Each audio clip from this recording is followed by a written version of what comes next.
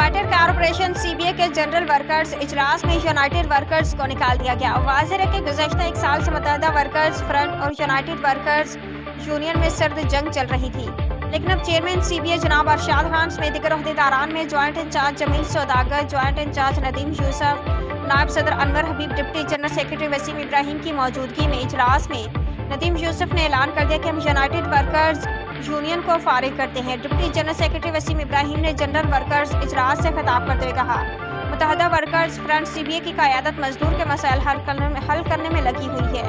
कल तक जो यूनियन अपने आप को गैर सियासी कहती थी, आज खुलकर सामने आ गई है और अब वो पीपल्स लेबर यूनियन की भी टीम बन गई है। मुत्तहदा वर्कर्स फ्रंट सीबीए डीपीसी 2022 को किसी सूरत में कैंसिल नहीं होने देगी। हमारे इत्तेहादी जिनको कई मरतबा बातचीत से मसले को हल करने की कोशिश की, मगर वो किसी सूरत में केस से पीछे हटने को तैयार नहीं। लिहाजा आज हम फैसला करने जा रहे हैं कि Muttahida workers front CBA united workers union को साथ लेकर नहीं चल सकते।